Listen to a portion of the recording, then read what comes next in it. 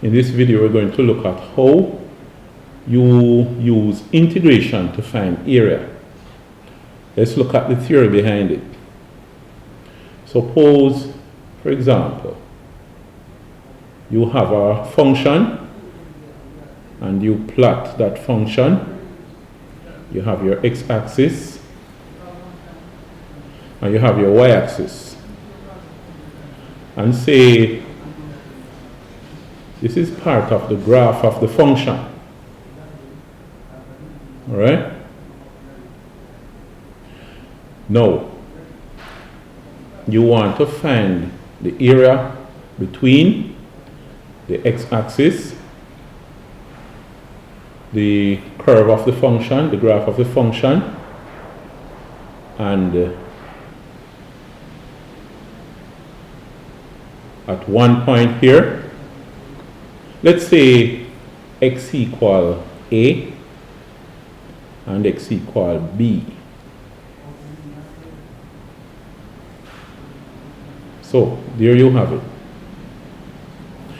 So basically, you want to find the area that's shaded in here.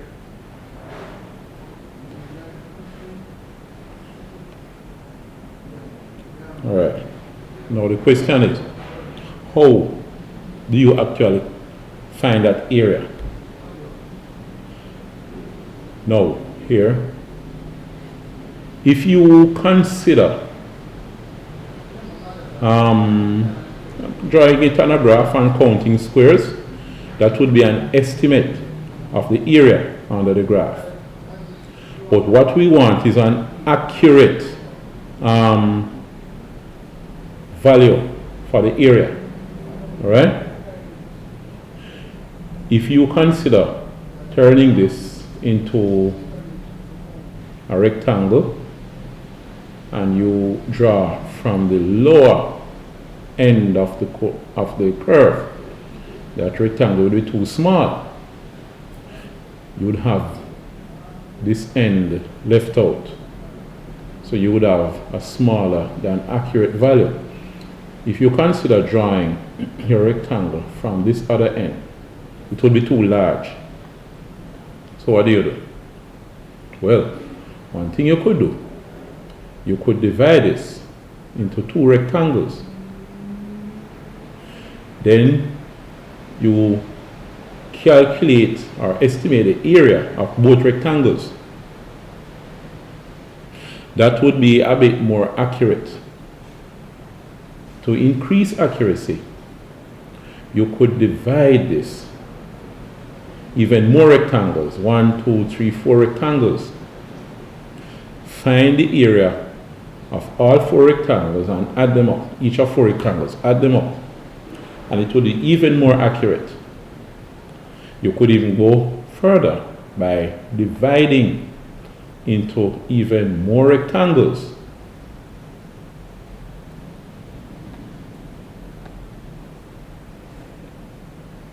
Now notice, the thinner the rectangles, the more accurate the area when you find the overall area, when you find the area of each of them and add them up. But the more rectangles you have to calculate, you have to calculate the areas of more rectangles. Now,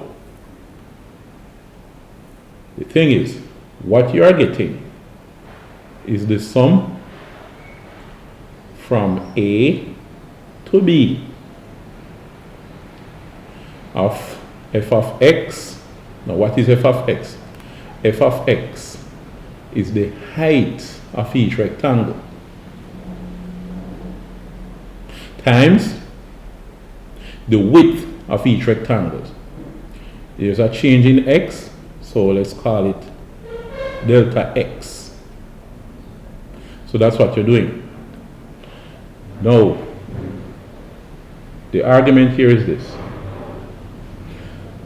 As you make more and more rectangles, they get thinner and thinner. But the answer gets more and more accurate. What would you have to do for perfect accuracy? you would have to make the width of each rectangle approach 0. But when you do that, then the number of rectangles you have to add up approaches infinity. All right? Now, what is the limit as delta x tends to 0? What it is really is the sum from a to b of f of x, but as this tends to 0, we don't use the triangle for delta x, we say dx. So here, what we have is that the area bounded by the x-axis, the line y equal a, the line y equal b, and the curve of the function f of x is the integral from a to b of f of x dx, where of course f of x is the height and dx is the width of the rectangle. See that? So that is the theory behind using integration to find areas.